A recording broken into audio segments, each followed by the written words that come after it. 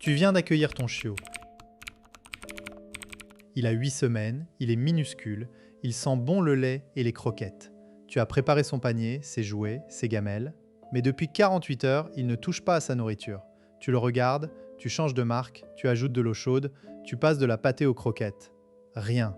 Ton chiot refuse de manger, tu commences à t'inquiéter, tu te demandes s'il est malade, triste ou pire, s'il ne t'aime pas. Ce silence autour de la gamelle te ronge. Tu as peut-être déjà consulté des forums, changé 3 fois d'alimentation ou appelé ton vétérinaire en panique. Et si le problème n'était ni la nourriture, ni la santé, mais quelque chose de bien plus subtil? Et si ton chiot ne faisait qu'exprimer un stress que tu ne sais pas lire? Avant de céder à la panique ou de multiplier les changements hasardeux, il faut comprendre le mécanisme. Ce qui se joue dans ces premiers jours n'est pas un caprice, mais un signal biologique et comportemental précis. Le chiot ne fait pas son difficile, il survit à une transition que son cerveau interprète comme une menace. Ignorer ce signal, c'est risquer de créer des associations négatives durables. Mais le décoder et agir correctement, c'est bâtir une relation de confiance pour les 15 prochaines années. Dans cette vidéo, tu vas découvrir pourquoi ton chiot ne mange pas, comment distinguer un stress normal d'un vrai problème de santé, et surtout, les 3 techniques concrètes testées par des comportementalistes pour transformer ce refus en appétit serein.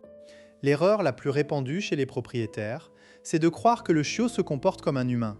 On se dit « il est triste d'avoir quitté sa mère, il fait la tête, il teste mon autorité ». Ces interprétations sont non seulement fausses, mais dangereuses. Un chiot de 8 semaines n'a ni la capacité cognitive de faire un caprice alimentaire, ni une notion de vengeance. Son comportement est piloté par une horloge biologique héritée de ses ancêtres canidés. Dans la nature, un jeune loup qui s'éloigne de sa portée entre dans une phase d'alerte maximale.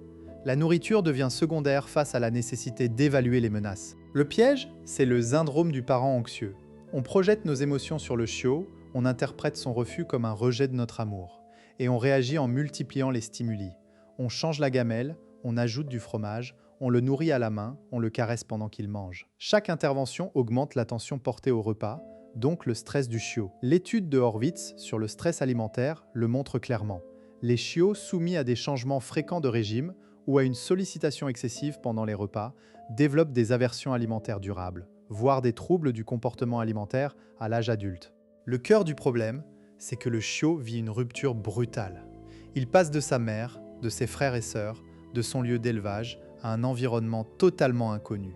Ta maison, tes odeurs, tes bruits, tes horaires. Son système nerveux est en hypervigilance. L'appétit est l'une des premières fonctions physiologiques inhibées par le stress. C'est un mécanisme de survie. Tant que l'animal n'a pas identifié l'environnement comme sûr, son corps bloque la digestion et la faim.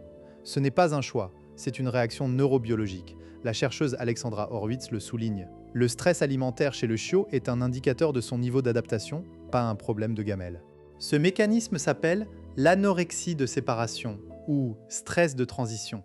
Il est parfaitement normal pendant les 3 à 7 premiers jours. Passé ce délai, si le chiot ne mange toujours pas, il faut consulter, mais avant cela, ton rôle n'est pas d'insister, mais de créer un contexte de sécurité. Le chiot a besoin de temps pour intégrer les signaux de son nouvel environnement. Chaque bruit, chaque odeur, chaque mouvement doit être catégorisé comme dangereux ou sûr. Tant que cette classification n'est pas faite, la gamelle reste une priorité secondaire. Prenons l'histoire de Julie. Julie est auxiliaire de puériculture à Nancy, 32 ans. Elle a toujours rêvé d'un Golden Retriever. Elle accueille Nala, une femelle de 8 semaines, dans son appartement du centre-ville. Le premier jour, Julie place la gamelle dans la cuisine, près de la porte-fenêtre donnant sur la rue. Elle remplit la gamelle de croquettes premium recommandées par l'éleveur. Nala renifle, recule, va se cacher sous le canapé. Julie insiste, elle s'accroupit, agite les croquettes, parle doucement. Nala ne bouge pas. Le soir, Julie tente une pâtée. Nala lèche 2 fois, puis s'arrête. À minuit, Julie est en pleurs. Elle poste un message dans un groupe Facebook. « Nala ne mange pas? Est-ce qu'elle va mourir ?» Les réponses pleuvent. « Donne-lui du poulet, change de marque, va chez le veto. » Le lendemain, Julie achète 3 marques différentes, de la viande hachée, des friandises pour chiots. Elle propose tout à Nala, qui renifle chaque chose et se détourne. Julie est épuisée, inquiète et commence à douter d'elle-même. Le problème de Julie, c'est qu'elle a multiplié les offres, créant un stress de choix.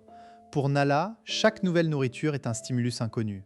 Au lieu de se familiariser avec une seule odeur, elle en a 6.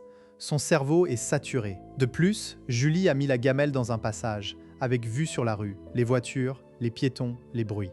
Nala ne peut pas manger dans un environnement qu'elle n'a pas encore sécurisé. Enfin, Julie a insisté, s'est approchée, a caressé Nala pendant les tentatives.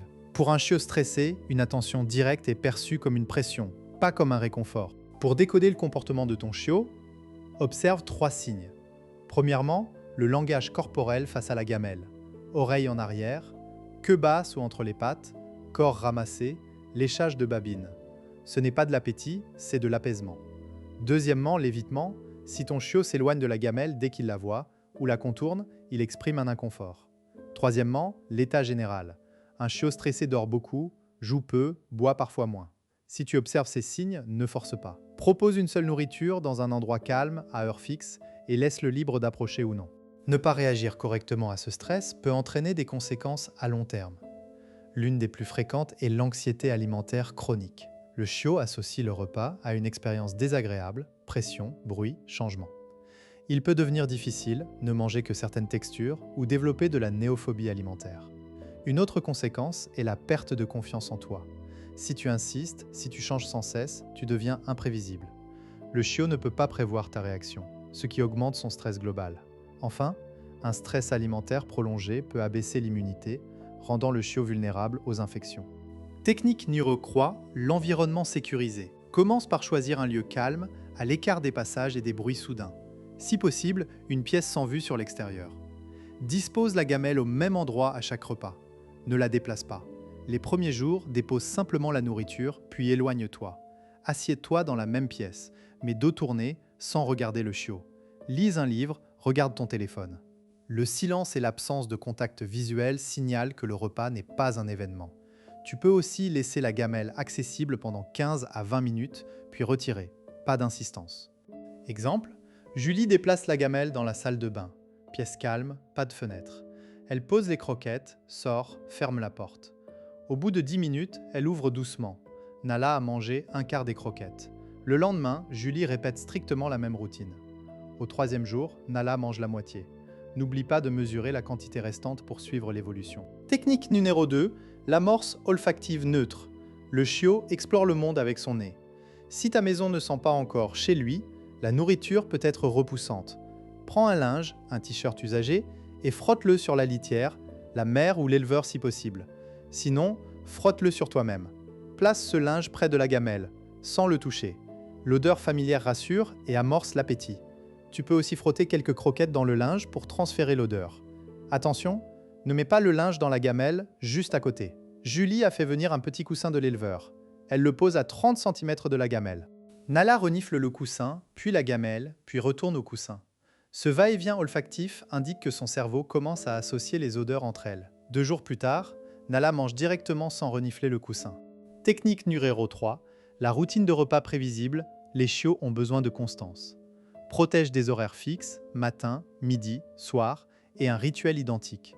Par exemple, ouvre la porte de la pièce calme, pose la gamelle, dis un mot doux comme mange, sors, ferme la porte. Toujours la même phrase, les mêmes gestes, la même durée. Après 10 minutes, reviens, retire la gamelle sans commentaire. Si le chiot n'a pas mangé, ne propose rien jusqu'au prochain repas. Pas de friandises, pas de compléments entre les repas. Cette routine crée une fenêtre de prédictibilité. Le chiot apprend que le repas arrive à heure fixe, dure 10 minutes et ne dépend pas de son humeur. Pour Nala, Julie instaure le rituel 8 heures gamelle, mots-clés, porte fermée, 10 minutes, retrait. Le premier jour, Nala ne mange pas. Le deuxième, elle lèche. Le troisième, elle mange un tiers. Le quatrième, elle mange tout. Julie ne dévie pas d'1 minute. Tu te demandes peut-être, et si mon chiot ne mange toujours pas après 1 semaine? C'est une objection légitime.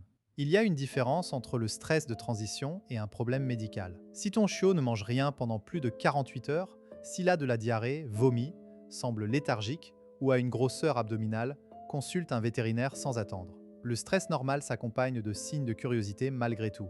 Le chiot explore, boit un peu, joue brièvement. S'il reste prostré, ne boit pas, ne joue pas, c'est une urgence. Autre objection, mon chiot mange des friandises mais pas ses croquettes. C'est un signe que la faim est fonctionnelle. Mais l'environnement ou la nourriture ne lui convient pas. Applique les techniques avec les friandises d'abord, puis introduis les croquettes mélangées. Et le fromage? Le jambon? Non. Tu crées un mangeur difficile. Reste sur l'alimentation choisie, avec les techniques ci-dessus. Si ton chiot mange enfin, ne tombe pas dans l'excès inverse. Continue la routine pendant au moins un mois. Ne change pas trop vite d'alimentation, n'ajoute pas de suppléments.